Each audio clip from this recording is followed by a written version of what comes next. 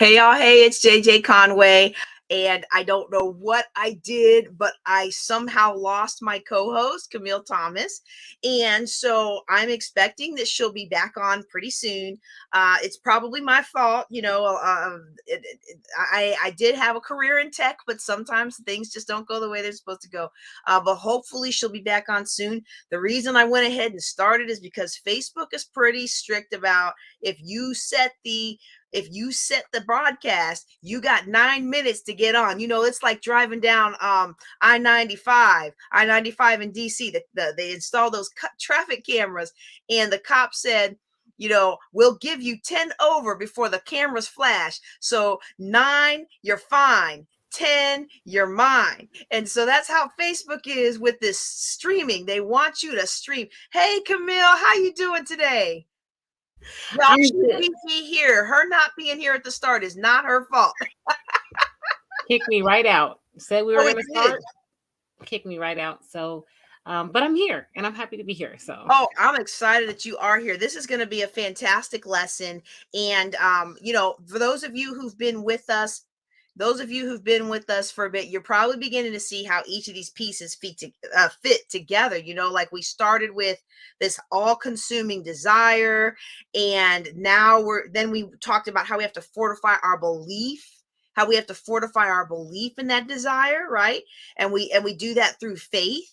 We influence our subconscious mind, which for most of us tends to believe we can't do it. We influence that subconscious mind through the principle of autosuggestion.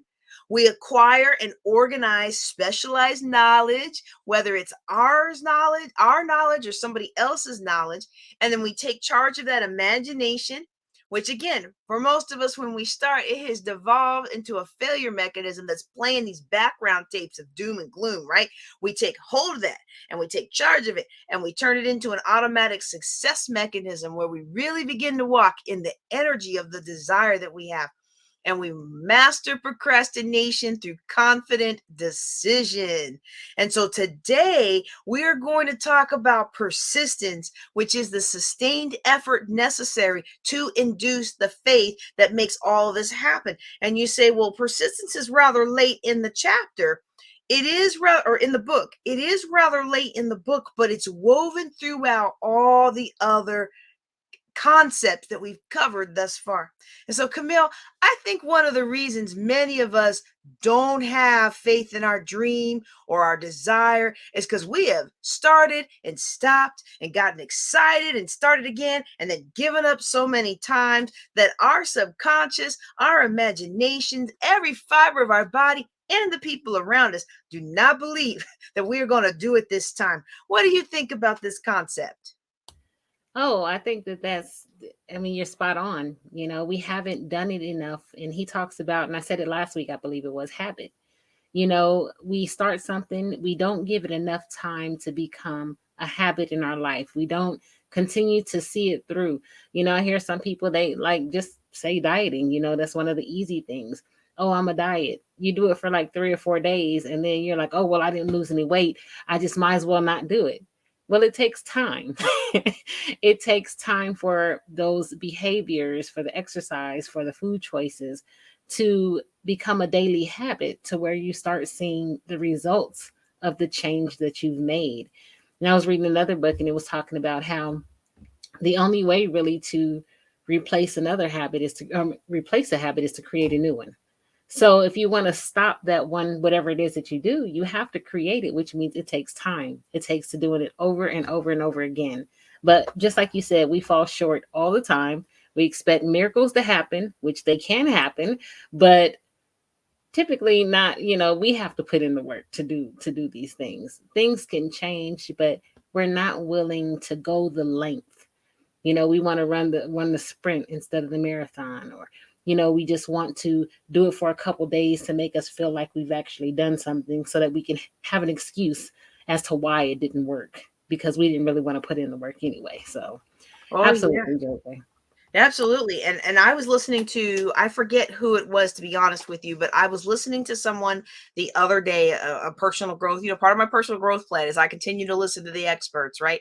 And one of the things that they said was a lot of times we give a half-hearted effort And then we make the problem, we make the issue, we make the dream so big that of course we can't do it.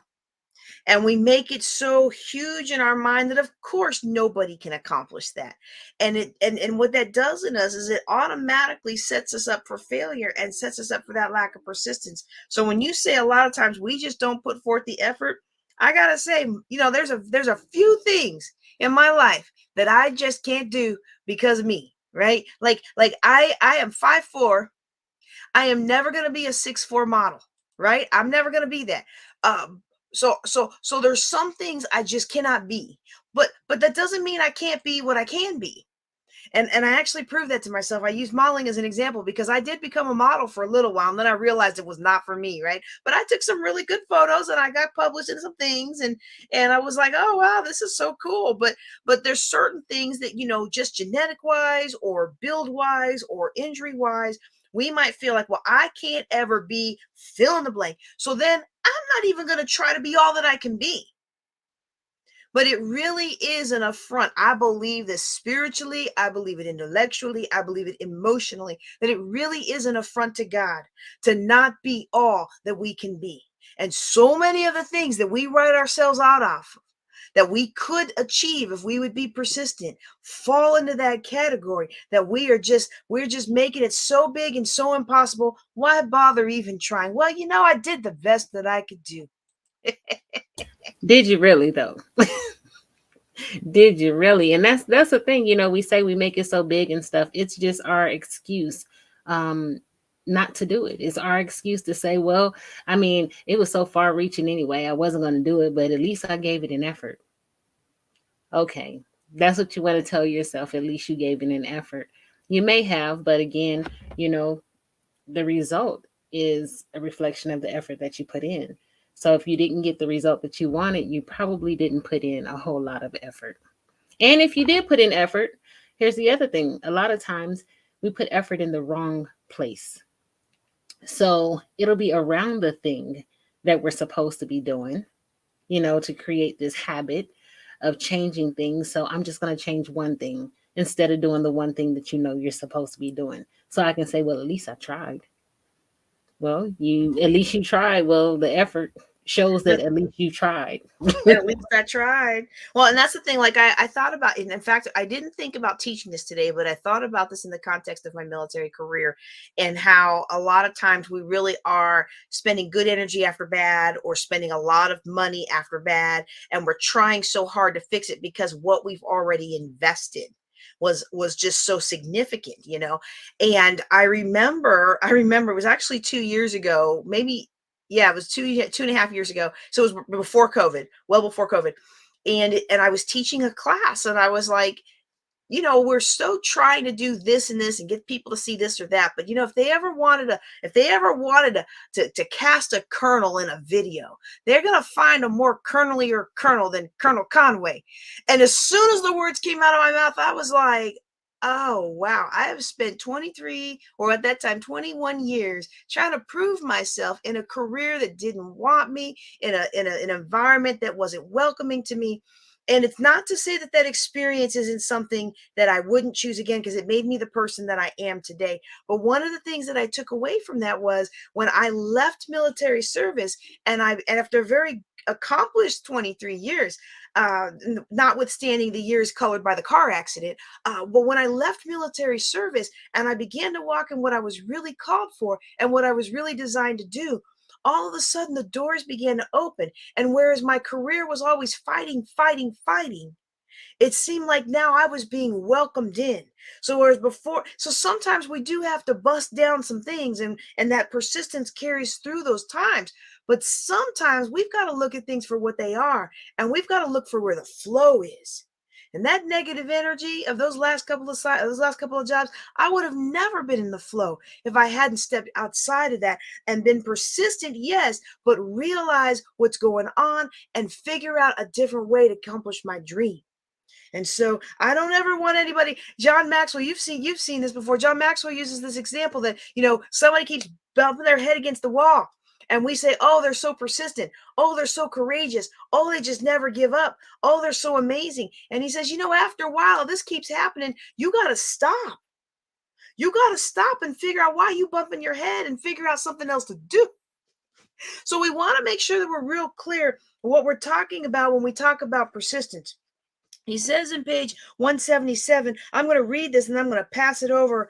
I'm going to pass it over to Kamille to get her input on this. But it says in line 11, the majority of people are ready to throw their aims and purposes overboard and give up at the first sign of opposition or misfortune. A few carry on despite all opposition until they attain their goal. And then I want you to skip out. These few are the Fords, the Carnegies, Rockefellers, and Edisons. Those are names that don't mean as much today as they did when he read it, but when he wrote it. But you still know those names, right? There may be no heroic connotation to the word persistence, but the quality is to the character of man what carbon is to steel. The building of a fortune generally involves the application of the entire 13 factors of this philosophy, meaning this whole Think and Grow Rich book. These principles must be understood and they must be applied with persistence by all who accumulate money. That's good. I had all that highlighted. All of it. It's like that whole persistence, the quality is to the character of man what carbon is to steel. I mean, that's interwoven in the what is steel without carbon? You know what I mean? What is a good character without persistence? And then the other thing is that he says that it involves the application of persistence in all 13 of these principles. Again, they're not going to work if you're not persistent, which means that you have to keep going. You have to keep doing it. We had a challenge where we had to read this chapter on persistence for a couple of weeks, right? Every day for a couple of weeks. Well, in my mind, I said, I'm not going to have to start all over again. So I'm going to go through my 2 weeks and I'm going to do my 14 days straight because I wanted to see the benefit of that. But then what I found was those 2 weeks passed and I was still doing it. And I'm still doing it. And I'm still doing it. And I read my persistence every day because I'm really trying to put these principles at work in action in my life. And then the other thing I want to bring up, JJ, is in line 22, it says, unless you're one of the 2 out of every 100 who already have a definite goal at which you are aiming and a definite plan for its attainment, you may read the instructions and then pass on with your daily routine and never comply with those instructions. So as I was going through this thing, and it says 2 out of 100, 2 out of 100 already have a definite goal. I posted a thing after I read this one day. I posted on Facebook and I said, well, what are your goals for your life? Now on my Facebook, I usually get, a number of engagements. And the ironic thing about this, or the funny thing to me was on this particular post, when I asked about, do you have a definite goal for your life? What is that goal? It wasn't 2 out of 100, only 2.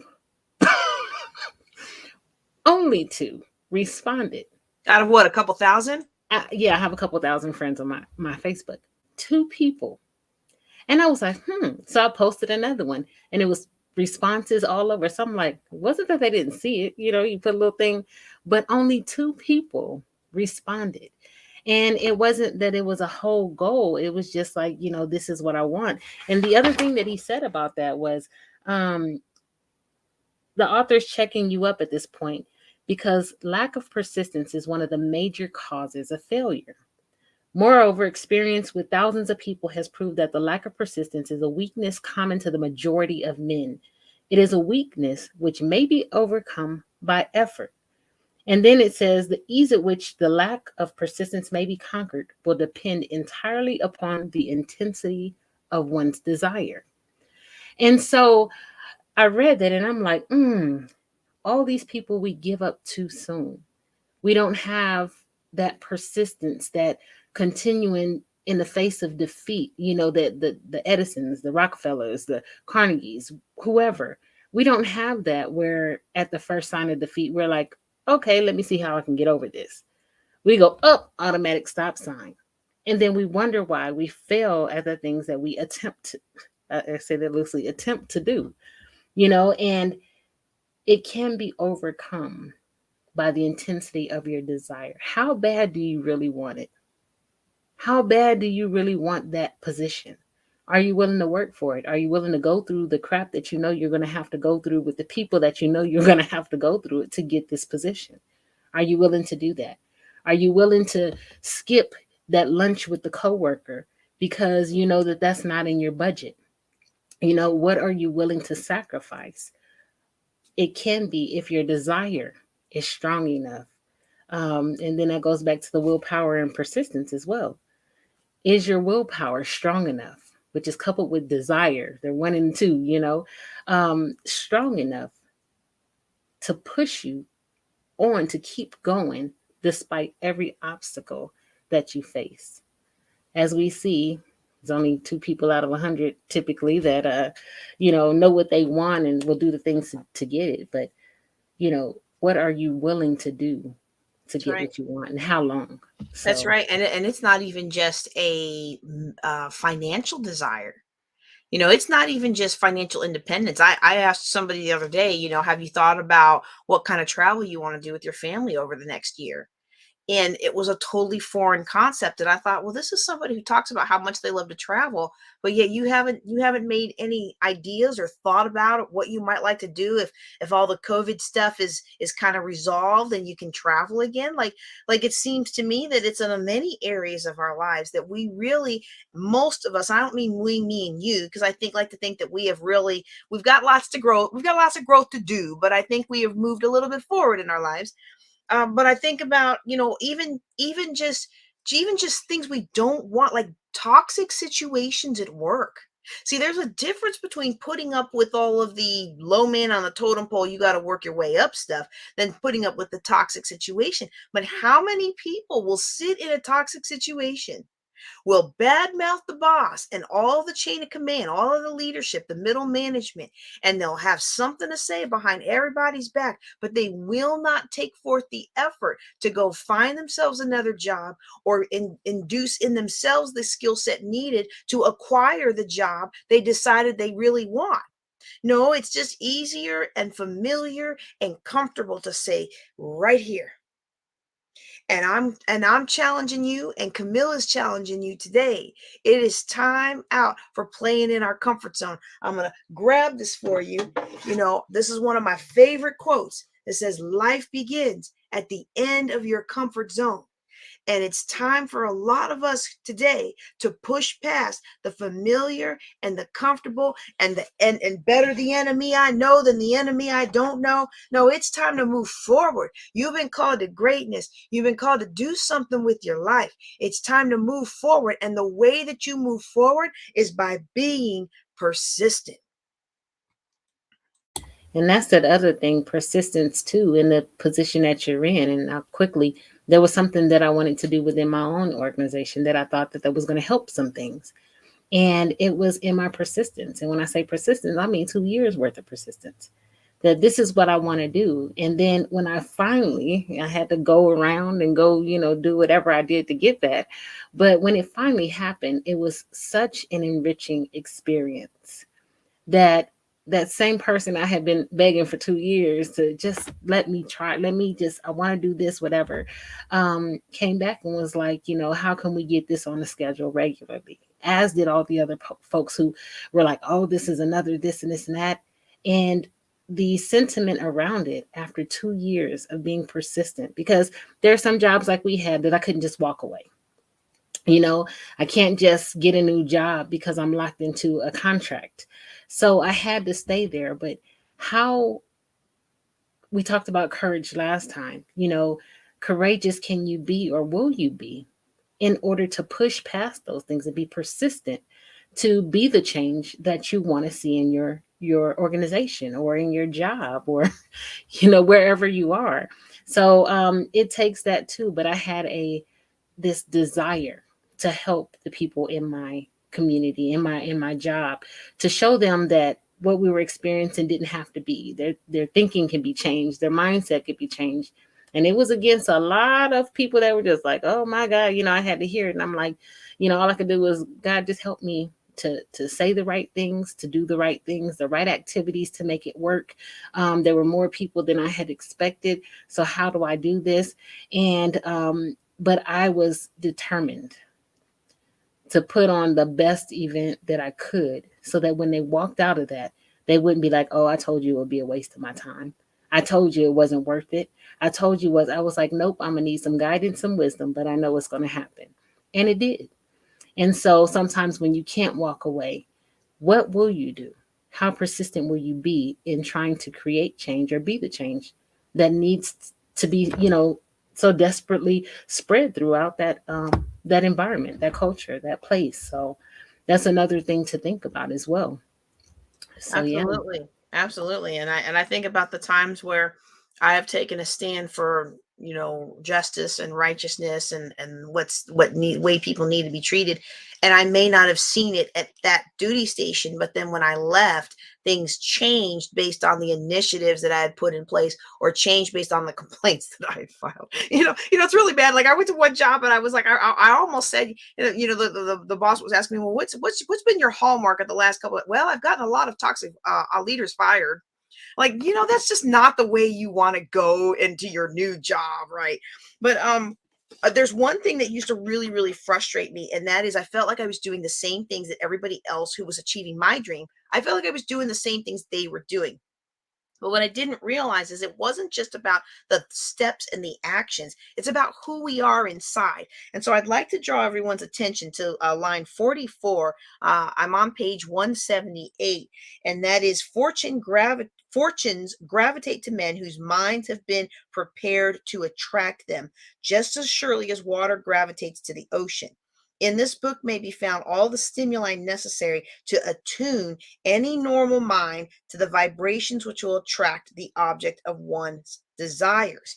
And what I've discovered over these years is that it's not about what you do as much as it is about who you are. And of course, if you are a person of character, if you are a person with a strong desire, if you are a person with strong faith, if you are a person who understands how to harness the process of autosuggestion to make your mind the best it can be, if you're the person who understands how to organize specialized knowledge and can make the decisions and will persevere, then you can create in yourself the mind to attract wealth and riches and relationships and everything that you want out of life.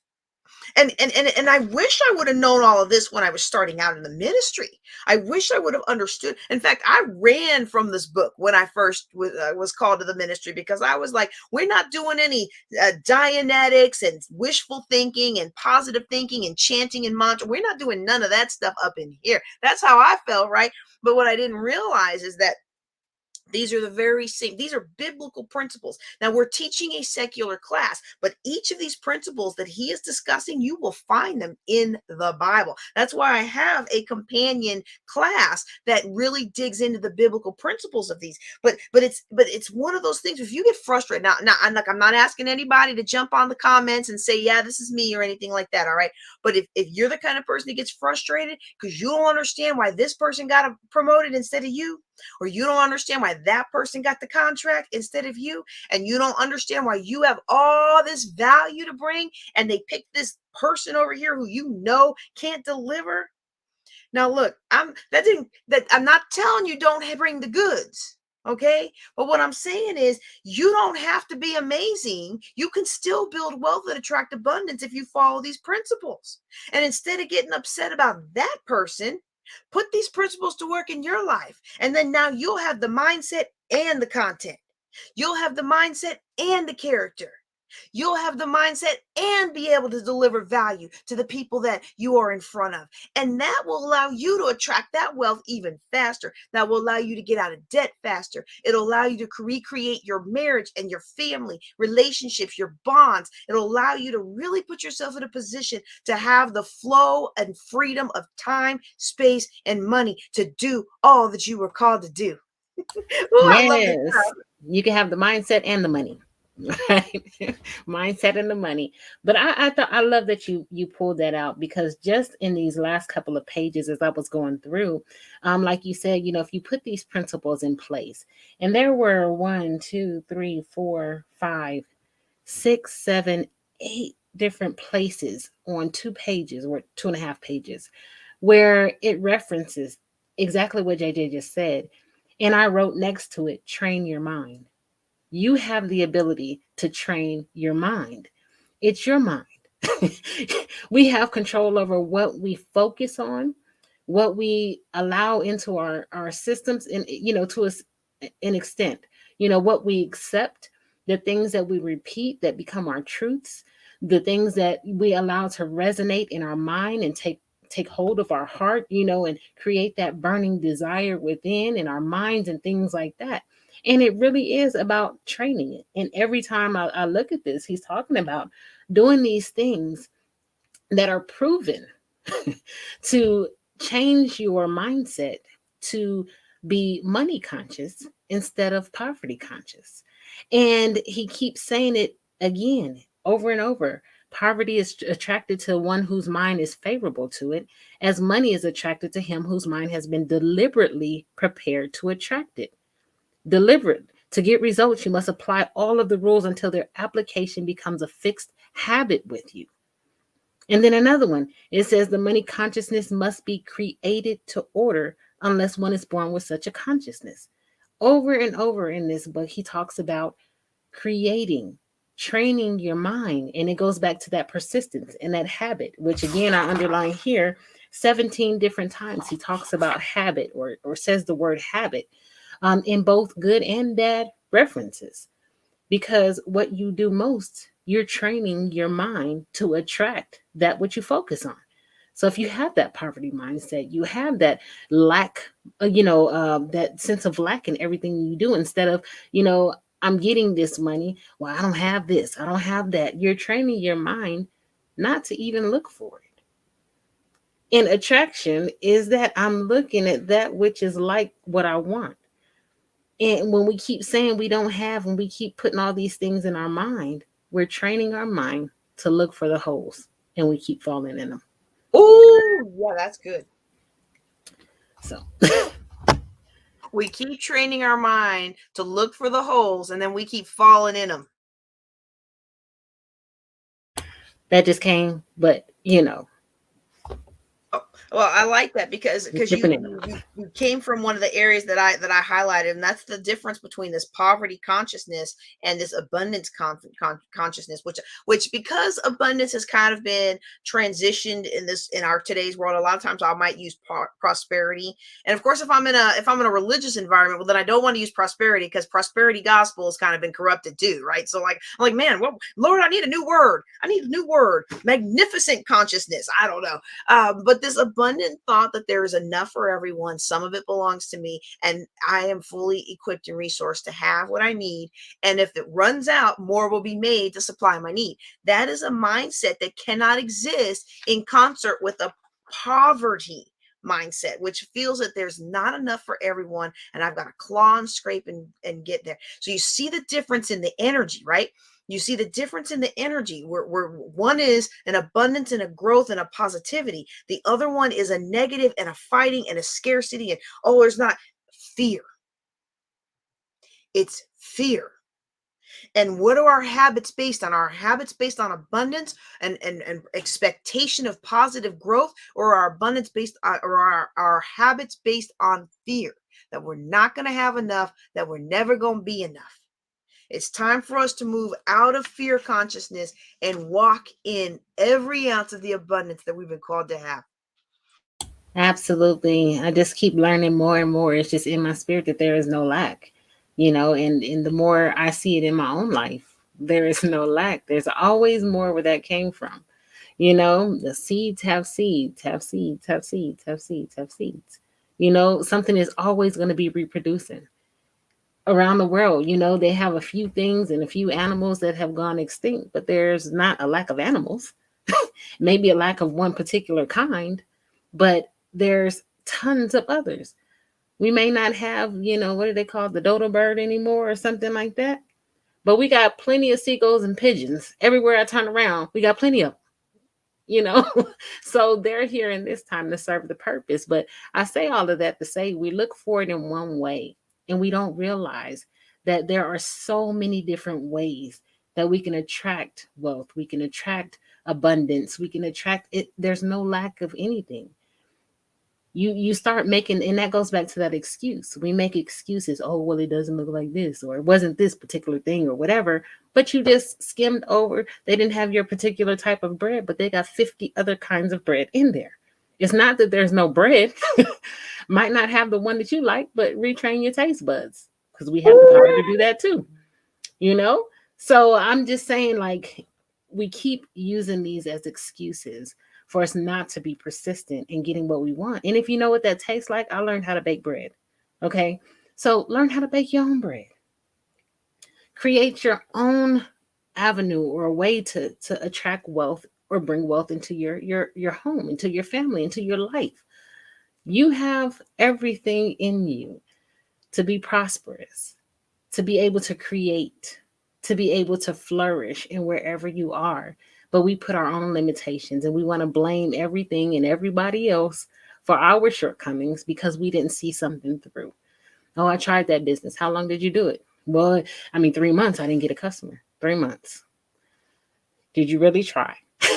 Go back to that first statement when we first got on. Oh, no, no, Did no. you They really try? tried. They tried. They just didn't listen to people like me or you because they didn't want to pay for our classes, and they didn't want to do it the right way. They just wanted to kind of bootstrap it together, and then they got upset that they didn't get anywhere. Well, you can get somewhere on your own if you give yourself enough time. If you want to go fast, you need to bring in some experts and take advantage of that specialized knowledge. Specialized knowledge, and put your We're gonna money do it where our it's own going to way. work for you. We're going to Yes. do it our own way, and we are not going to do what all these best practices. We're not going to get us a mastermind of people who've been there, done that, to speak into our lives. Oh, you said a mouthful right there. Oh my goodness. And I think about what you were saying about how we expect it to come one way, and if we don't see our kind of bread, but there's like 50 other kinds, and we won't try them. And I want to encourage you today not to put any limitation on how the wealth and how the abundance comes. And I'm going to give you two quick stories related to this. And when I first moved to Barksdale Air Force Base, so it was 2010. I was first stationed there. My son was 4 years old or 5 years old, and we were 800 something thousand dollars in debt. And everything that was free that could be opened up to a single mom who was learning how to be a single mom after a really messy divorce was just opened up to me. Jumpy Place would have free military night. The Chuck E. Cheese guy would give me free 20 tokens every time I came in. Like all of these different things opened up for me, and it was a blessing when I made that commitment to my future. All these things opened up, and I didn't have to go into debt. I didn't have to do something that was at cross purposes with my dream and my future, which my burning desire back then was I wanted to retire from the Air Force debt free. That was my burning desire. I didn't know how I was going to do it. I didn't know how it was going to work out. But you would never have known if you didn't know my story and you just looked at Facebook, you would not have realized how much debt I was in because of the life that I was living, the abundance. But if I had snubbed my nose at the free this here and the free that there, then I may have missed out on a world of opportunity.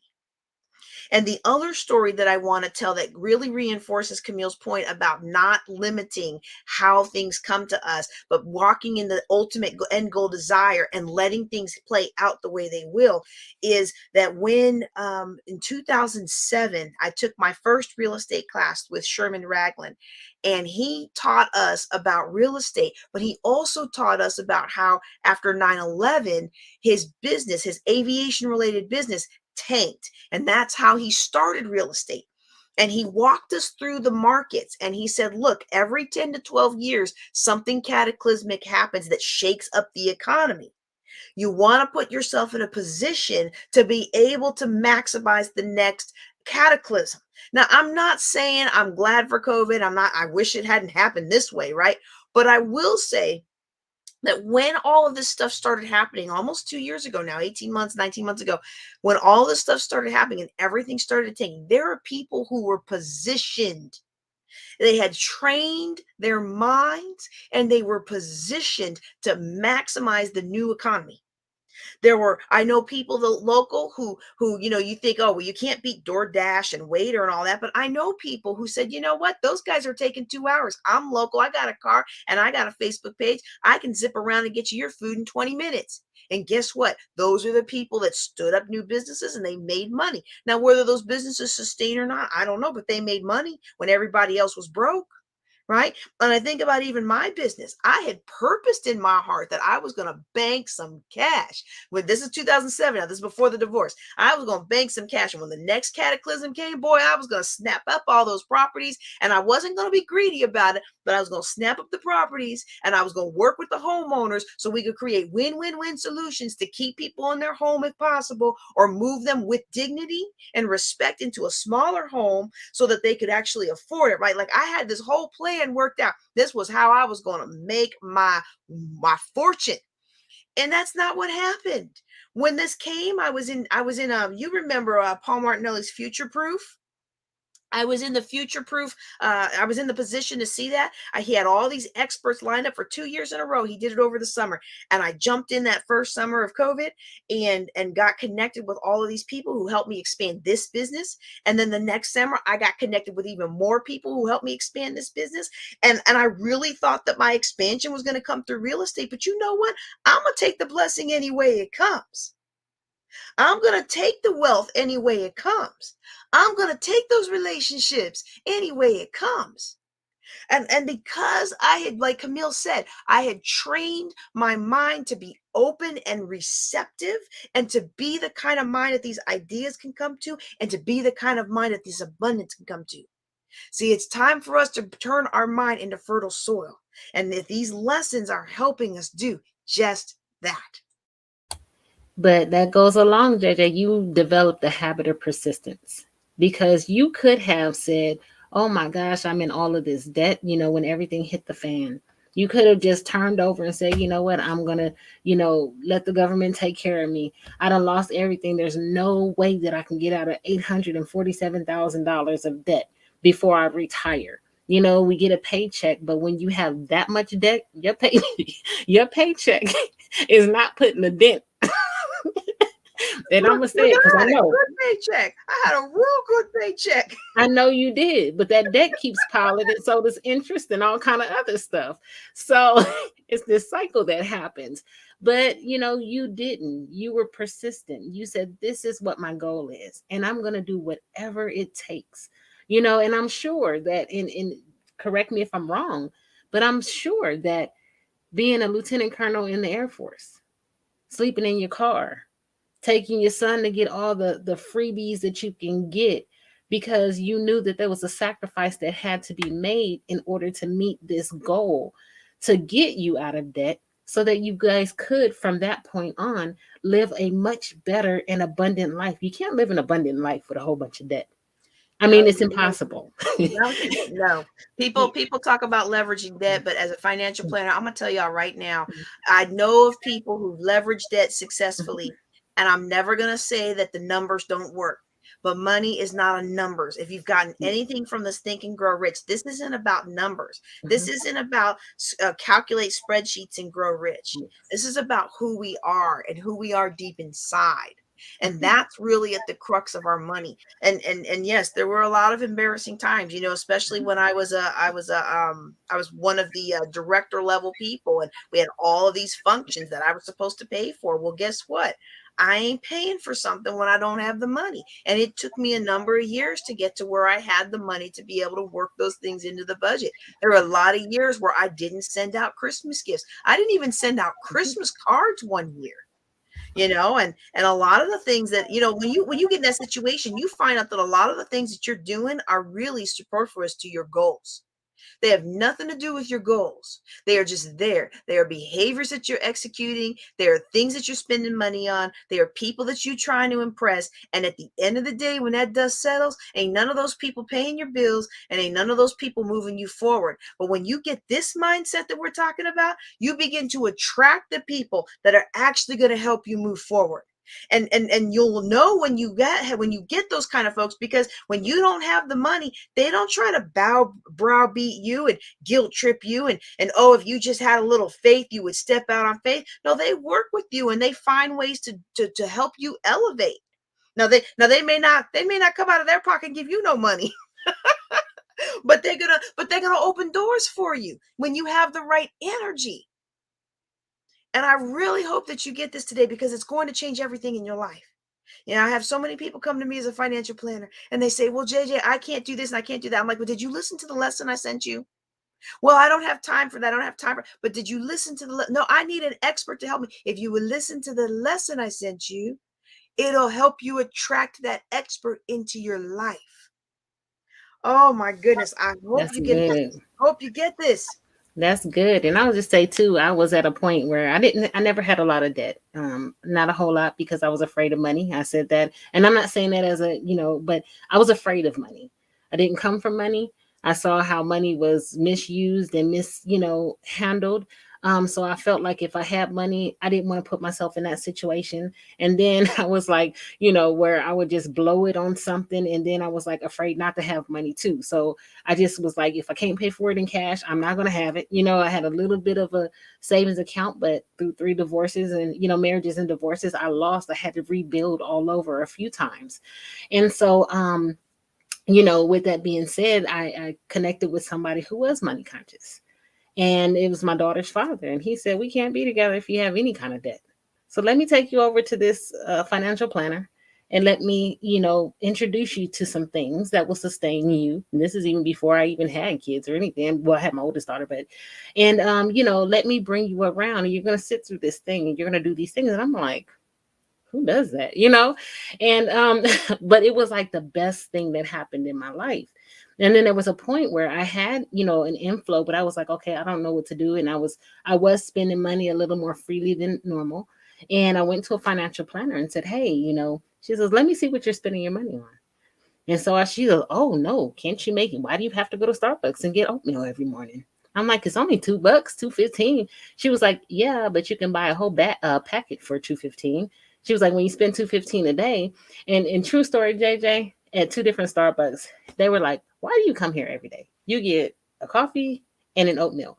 One of the girls said, this is the last one. She said, if you don't take your butt over to Walmart and get you a big thing of oatmeal and get you some of them little raisins and nuts and stuff to go in there, she said, and stop coming through this. And I was like, wait a minute, you're the barista, the cashier at Starbucks, and you're sending me telling me that I'm being, I was like, okay, God, I got it, But when I did that, and she was like, okay, let me see your log. And when I started seeing where my money was going, and I started doing the things that she said, I was a little staff sergeant, I think, at the time or something. I was overseas, but I ended up saving JJ $15,000 in 3 months. 3 months. Those nickel and dime things that I didn't know, that I wasn't aware of, that I was going to get that coffee, going to get that oatmeal, going to get these little things here and there for lunch. $15,000 in 3 months. And I was like, oh my gosh. She goes, you got all kind of, do you have to drive as much? Why do you just go driving for 12 hours? And I was like, because it's my peace of mind. She was like, can you drive for 6 or carpool? I guess I could. And that made a huge difference in my gas bill. And so, like you were saying, are you doing the work that it takes to get to your goal? I had a goal. I couldn't see how to get there. But when she gave me the principles and I actually put them in place, and then all my friends were like, how did you do that? So I was like, and then I began to be able to show them the same principles that I was using. And there's several people, and they were like, man, when you taught us about finances, I haven't had any debt. I have this, my credit score is up. I have this much money in my savings account. I appreciate you for pushing me to go and do X, Y, and Z. But it was in the application, and it was in the consistent application, the habit that was formed. in looking at what I'm spending, where it's going, and then creating again, because you keep going, you be like, oh man, I ain't got nothing in my account no more. And then you start having that lack mentality, that poverty, consciousness again, instead of that money consciousness. No, these are things that I'm doing. And then I just started attracting more. And I was like, I got one paycheck, but how does it keep multiplying? How does it keep multiplying? And Oh, it I just know. did. I know. Yeah. So, but anyway, it's in those persistent actions, the The habits that persistent, we consistent create. application. That's what Yes. David Meltzer says all the time. The consistent, persistent application of, I forget the exact quote. I always remember persistent, consistent. I'm going to be persistent and consistent. And, but it's basically the application of his goals towards his dreams. But I'm just like, I understand that for sure, because, if you look at on paper, if you look at the debt that I had, and if you look at the money I made, and if you look at the real estate money I made, and you look at the business money I made, and all them side hustles, them 17 different businesses I tried before I found one that stuck, right? Well, opposed to the one that I threw away, that I sold, right? Like that one was a good business. I shouldn't have sold it. But if you look at all that and you add all that up, it does not add up. It does not add up. Well, somehow it adds up. And so one of the things that I want to look at before we go is I want to look at these lists of the symptoms of the lack of persistence. And before I do that, Kamille, if you'll indulge me just for a second, I want to share the screen. And I want to show people some of what they are missing when they're not in the paid version of this class. So we're giving these free snippets once a week. We got one more week left, but there's so many more lessons that are in the portal. And one of the other things that are in the portal is that you'll see we've got worksheets, and we've got worksheets to help you really get these concepts down pat. You can go back and listen through it and really understand the quotes and understand and apply. Listening to us is great. Hey, listening to us is great. I'm a little bit vain like that. I think you could listen to us all day and you will move forward in your life. Okay. But listening to, oops, let me put this back on there. Applying it by actually writing with your hands and really going through it, that's going to make an even bigger one. But what I want to show you, this is one of the guide sheets, and each lesson has one of these guide sheets. I want you to look at this. I'm going to scroll through it real quick because I'm not going to give it all away. I want you to buy the class, right? But these are the different things, and over and over and over, you'll see the same concepts that me and Kamille have really that we have really covered today. Cooperation, habit, all these different things that feed into us not being persistent. The lack of persistence is a habit. So also is the ability to be persistent. And we've also got the worksheet of the things that you might see in your life that would show you why you're not getting where you need to go. We can't possibly cover all of this in just the time that we have. So I want to encourage you to get into that, get those bonus lessons, get the worksheets, and really sit down and apply this to yourself so that you can move forward. And every time, they say that when you teach, one of the best products of your class is you. Every time I teach this, every time I work with somebody like Kamille on it, I learn more and I elevate myself, right? The more you go through it, the more you're going to elevate. And that's why we have in the portal, for those of you who are in there, in the portal, let me put it back. In the portal, we have the persistence challenge. Now, I love this quote from Paul Martinelli. Discipline is the ability to give yourself command and follow it. Okay. So this persistence challenge is what Kamille was talking about for those 2 weeks. All right. You take these 2 weeks, you read it. You read the chapter on persistence, which is also in the portal. The whole book is in the portal at no charge once you buy into the class.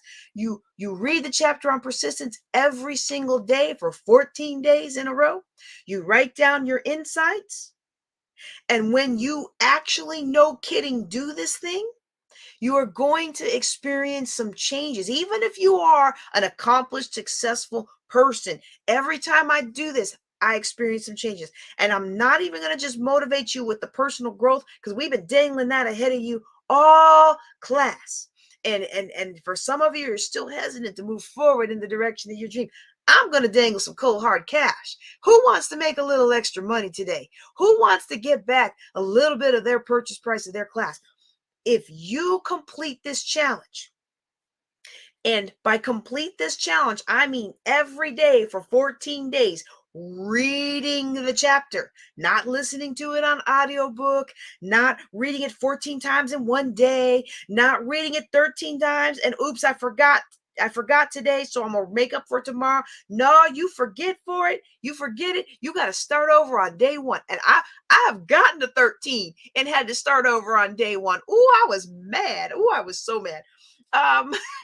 Okay, so the first time that I took this challenge, I actually twice in a row got to day 13 and had to start over on one because I got distracted by life. I was like, oh, I'm home free. And you know what I discovered about myself is I tend to do that. I do well. I open the doors, make things happen, and then I coast. And while I'm coasting and losing my attention, then everything fizzles. And so you're gonna get some insights about yourself.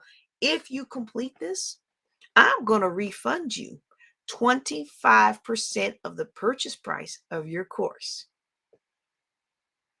So I want you to get in that portal, download that persistence worksheet. There's more instructions on the page following it that I didn't show you all so that you can remember what we're talking about. I want you to download that worksheet and I want you to be persistent and consistent in the attainment of your goals. I want you to work this challenge and I'm incentivizing you. Why am I incentivizing you? Because I know it will change your life and move you forward.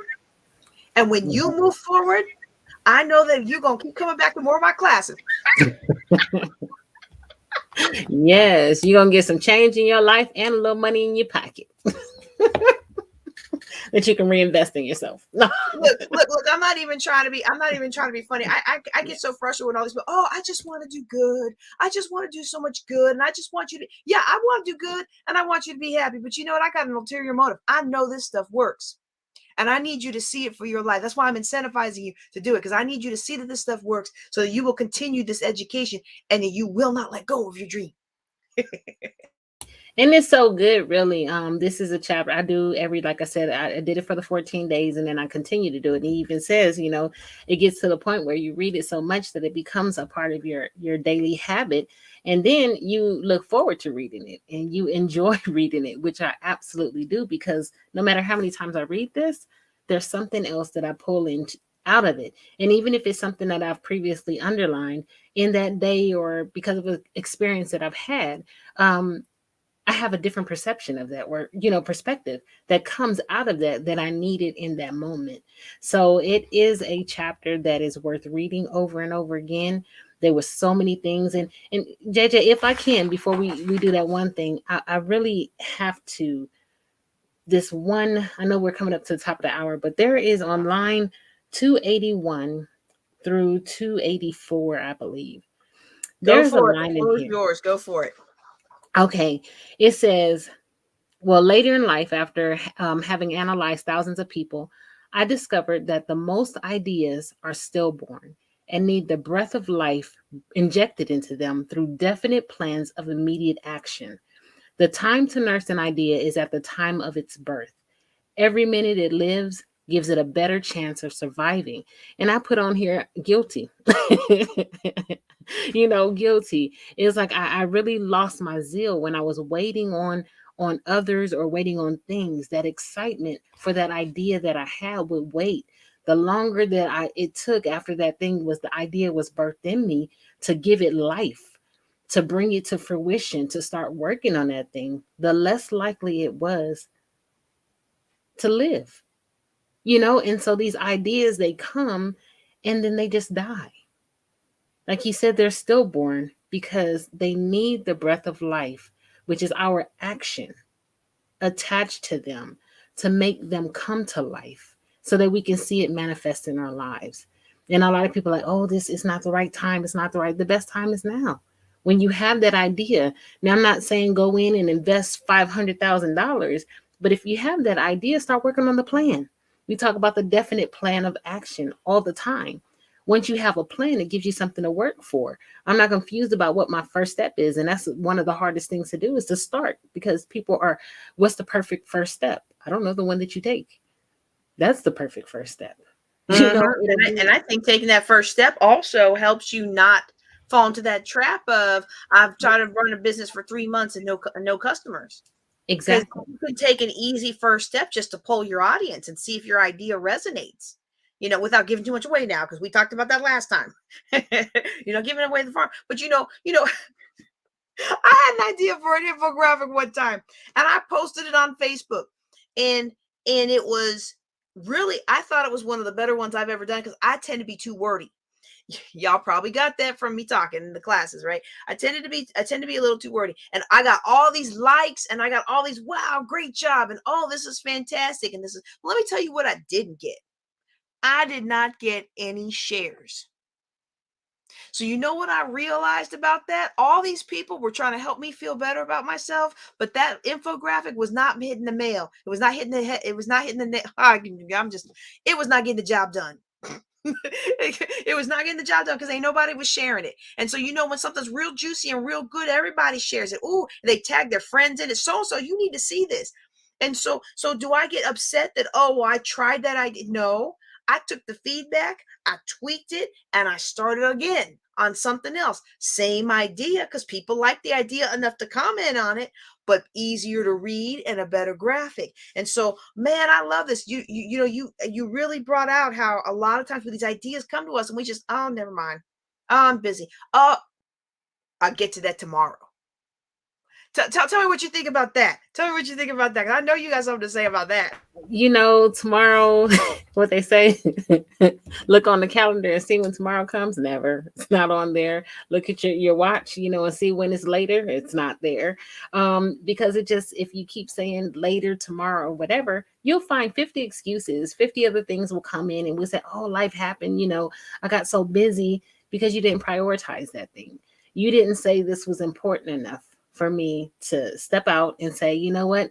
And there's times that I've had to do that. And I'm like, look, I have to reschedule or shuffle my schedule, because this is what's burning and what's pressing for me at the time.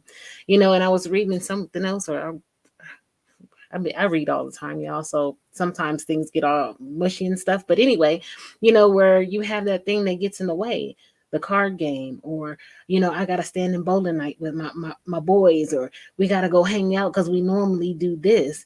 And then you put the very thing that's going to get you where you want to go, or is that entrance to your dream, to your goals, on the shelf, because you have these commitments. Your priorities are skewed. You know what I mean? Your priorities later will never come if you don't make it a priority, and you don't schedule it, and you don't work towards it. It's so easy.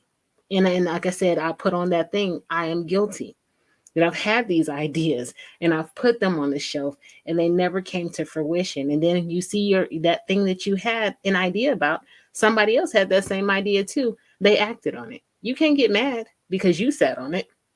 You can't get mad because now they're out there grinding and everything like that. Yeah, you may have said something about it 2 years ago, but 2 years passed and you didn't do a thing with it. Are you really, who you going to be mad at? Them or you? you know? So tomorrow won't come if you don't make it a priority. Well, tomorrow will always come. It'll come. Tomorrow will come, but it won't be to get you any closer to your dream if you're not active. That's right. It won't. You can't get back. You can't say I'm only going to give 70% today, and then I'm going to give that extra 30% tomorrow. You can only give 100% of every day. And if you don't give 100% today, you can't add. You can't add. 100% is all. People say, "Oh, I'm going to give 110% effort." You're not going to be able to give no 110% effort. There's no such thing. Now, I like that. Now, look, I'm a high energy, high octane kind of person. I like the energy behind. I'm going to give 110%. I like that. I like that. My soul says, yes, we're going to do this thing. But in reality, mathematical reality, if I leave 10% on the table today, I cannot get it back tomorrow. I must do everything within my power today to move forward and accomplish these desires, these goals, these giftings, and these callings that have been placed upon my life. All right, as we wrap up, I'm going to open the floor for Kamille one more time, because I know that I keep riffing off of everything she says, and I'm just like, wow, girl, that's so good. Let me tell you about this. So I'm going to let her end it. I'm going to close it out. I'm going to bring up the link for people that want to participate in the persistence challenge so that you can get out there and buy the class. And Kamille, if you'll close this out, I would greatly appreciate it. Sure. So today was about the persistence, and I'm just going to read this one last little bit. It says, riches do not respond to wishes. They respond only to definite plans backed by definite desires through constant persistence. So if there's something that you want, you want to create wealth in your life, you have to be persistent, and it has to be coupled with that desire, that has to be coupled with that plan of action to get you towards your goal and towards your dreams and where you want to go. So persistence is the word of the week. All right. Thank you so much, Kamille. For everybody tonight, I want to thank you for watching, or if you're listening to it after the fact, I want to thank you for being with us. We understand that your time is your most valuable commodity, and we are honored that you choose to spend it with us today. We hope that these lessons have been moving the needle forward in your life, and we hope that you will continue to join with us as we execute the persistence challenge. For those of us, Kamille already completed it for this lesson, but I did not complete it yet this season. So we are in this together, y'all. You can join us at jjclink.com/tagr to get the recordings, the extra guide sheets, the lesson drops, all of the extra goodies that you are not getting, including we're up to now 10 bonus lessons that you haven't even heard yet because they've all been locked behind the vault of the portal. Let's see what else I want to say. Well, next week is our last next week is our last lesson. You want to be here, same bat time, same bat channels, so that you can get all this juicy goodness. Again, on behalf of myself and Kamille, I want to wish you all a good night. Y'all take care and be blessed.